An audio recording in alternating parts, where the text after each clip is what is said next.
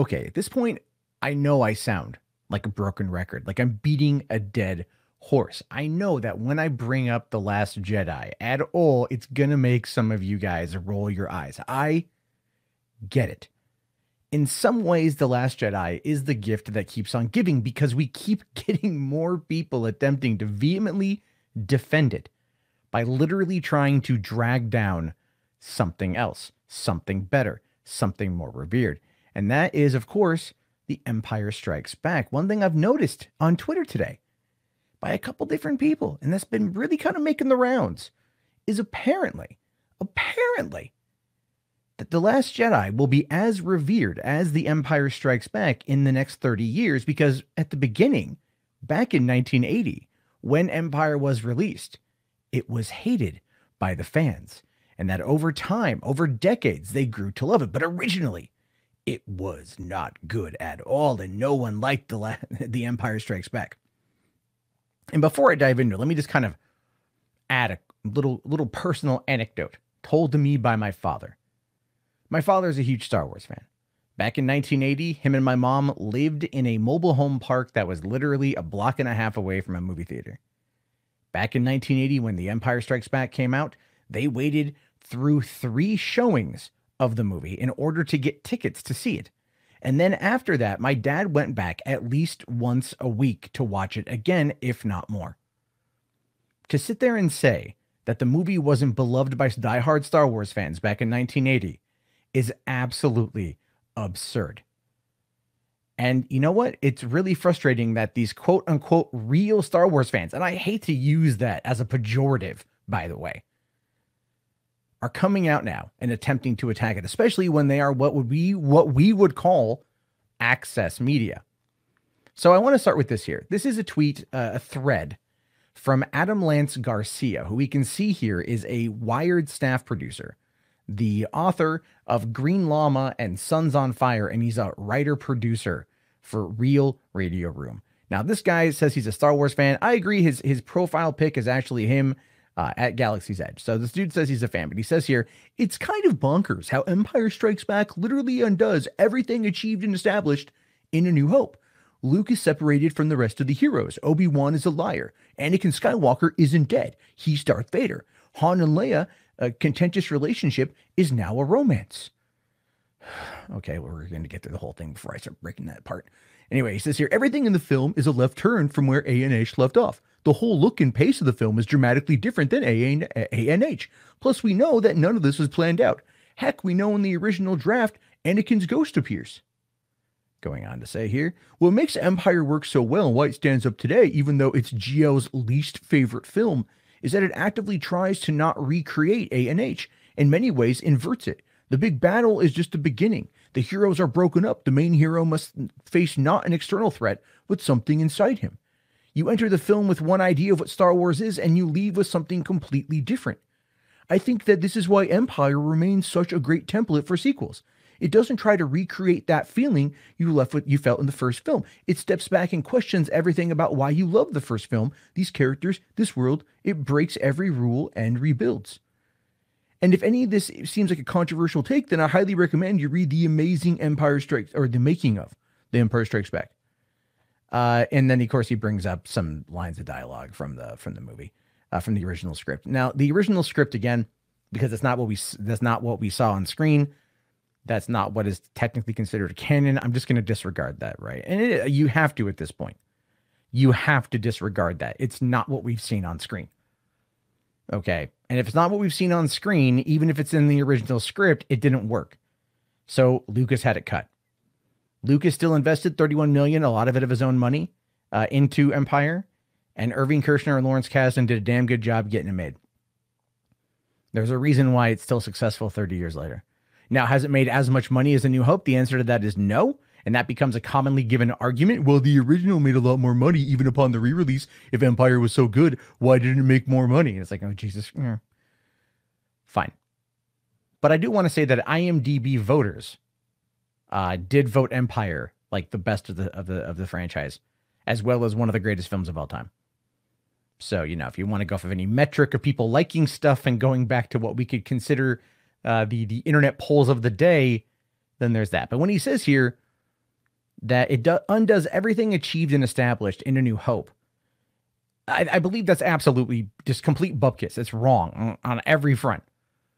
When you look at everything that the Empire sets up, it takes place a couple years or so after the events of A New Hope. All right, the end of The New Hope, it ends with the destruction of the Death Star. There's a new hope amongst the rebellion to take the fight to the Empire, but the Empire got smarter and started striking back in order to knock them down. That's not undoing the events of the previous film. It's not undoing anything. It's one battle in a grander war. I think that's like just the stupidest hot take I've heard, and I feel dumber as a result of reading this. The guy writes for Wired, so I don't have, I get it.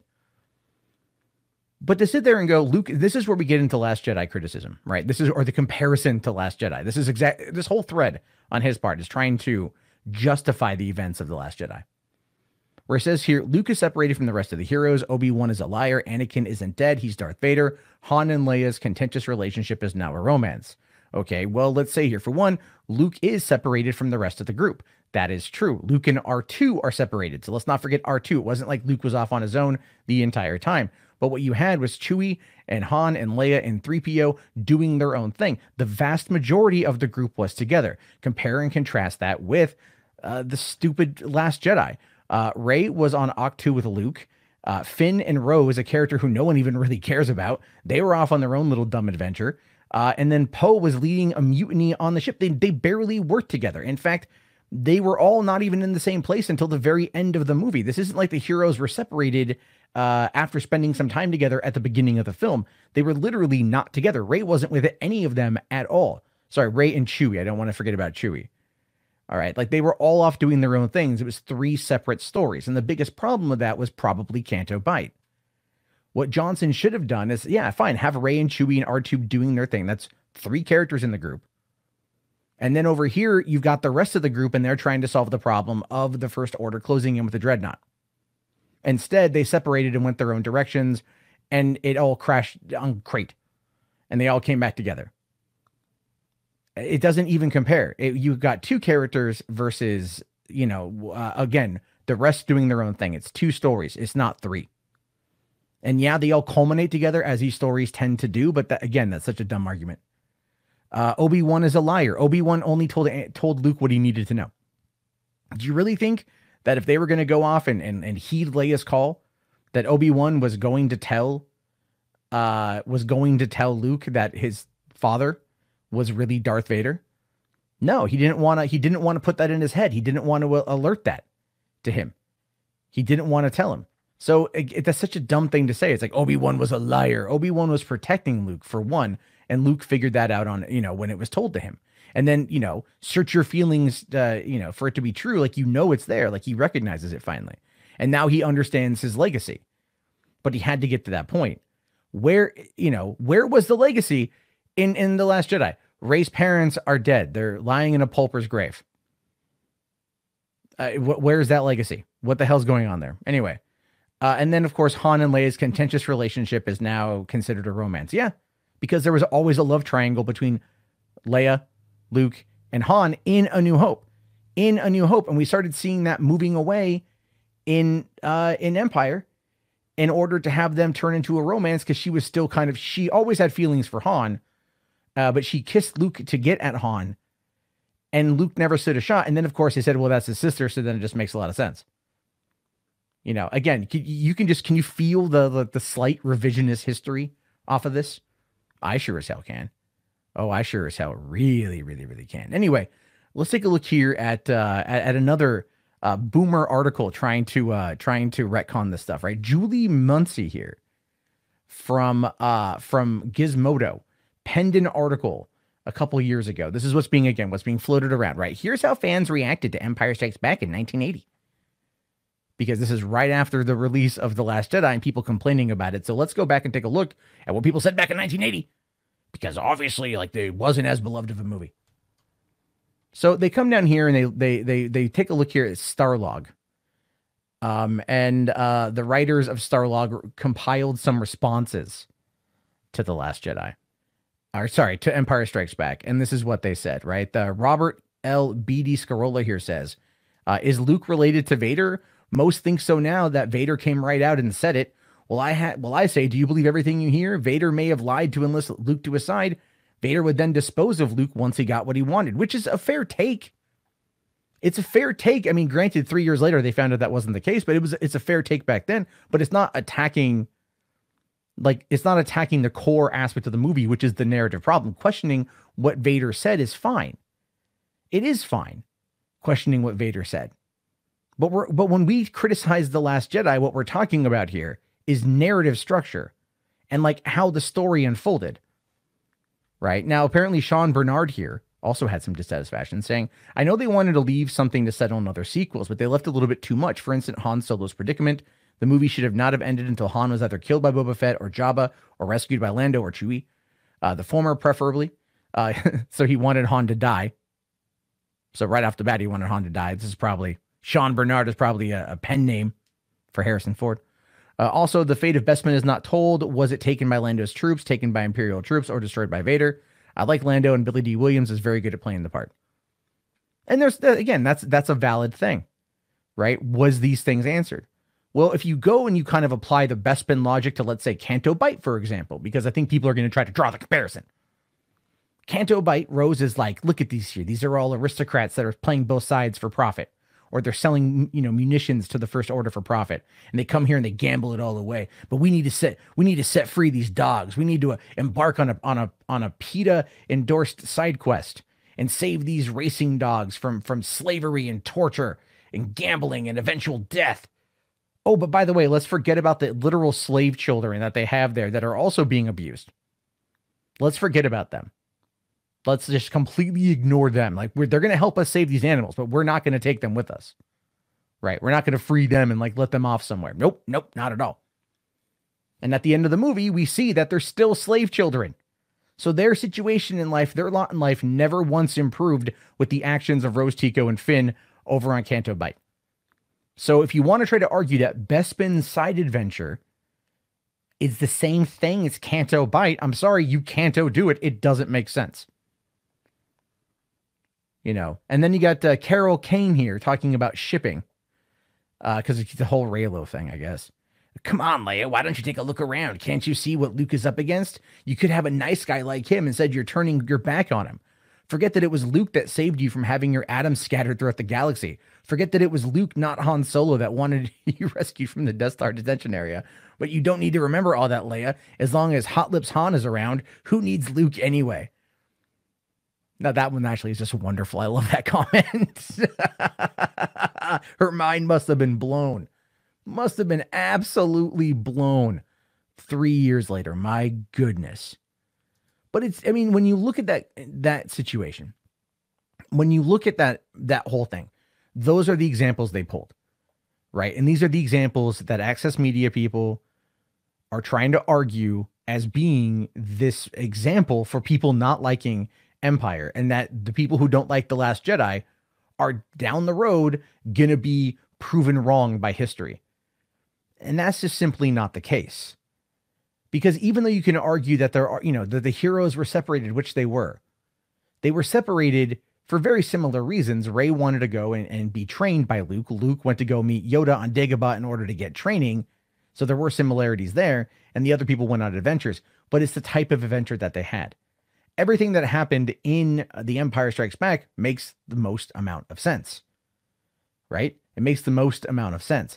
What happened in The Last Jedi doesn't make the most amount of sense. It's narrative problems, it's character motivation problems, character action problems. Never mind the fundamental distreatment of not only Admiral Akbar, but even Anthony Daniels as C-3PO has come out and said, yeah, I was basically just a table decoration. And even John Boyega came out yesterday and said, yeah, it's a bit iffy. The movie's a bit iffy because he barely had anything to do. Rian Johnson spread everything so thin that you couldn't have any kind of meaningful character development in that 2 hour and 15-minute movie. Completely just disregarded previous character beats. You want to talk about unraveling. It unraveled it, but not in a way that rebuilt it. It didn't rebuild it in a way that was fun. At the end of Empire, there's a cliffhanger.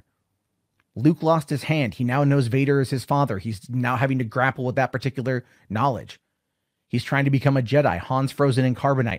The Empire as effectively, it's in the upper hand, right? We don't know what's, when it comes to these heroes, and they want to go now and rescue Han.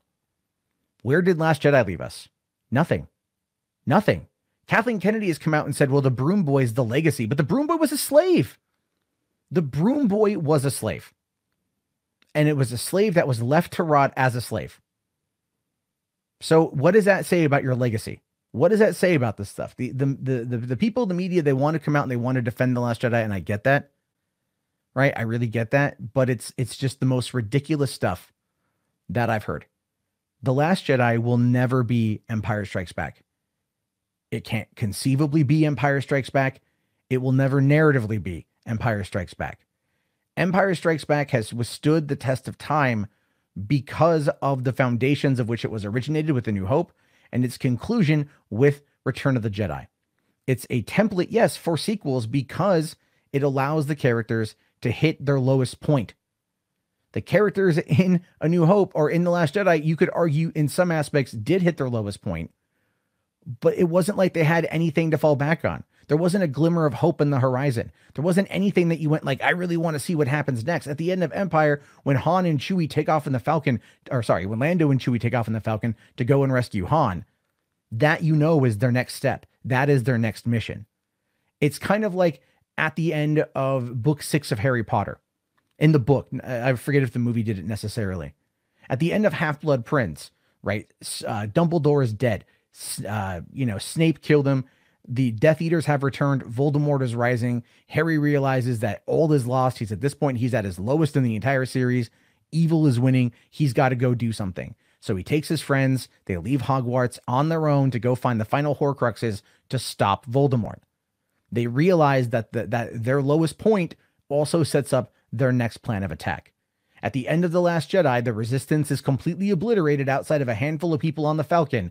No one wants to come to their aid. No one wants to help them. You have Supreme Leader Kylo Ren now that's in charge. And there's nothing to hold on to. There's no glimmer of hope on the horizon. There's no plan moving forward. There's nothing there to make you go, yeah. Everything there just kind of goes, oh, and then it stops. That's it. That's why it will never, ever, ever compare to the Empire Strikes Back in that particular regard. And any any person out there who believes that that's going to happen, you're lying to yourself at this point.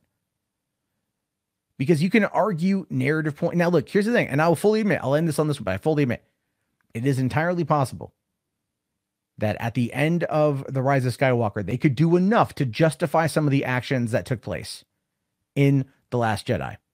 And that is something that I do hope happens. Because anyone who had the comments that we saw that were upset about Empire had those questions answered satisfactory in Return of the Jedi. So they could do it here. But all the leaks that I read haven't even retconned anything. Haven't done anything. They act like The Last Jedi barely even happened. So there's that. Anyway, I leave it to you, your thoughts, your opinions. Let me know down in the comments below. If you guys made it this far, do me a favor, type in Empire in the chat so I know. Have yourself a great day, everybody, and peace out. This video is supported by patrons like you. If you'd like to become a patron, please head over to patreon.com/Matt Jarbo.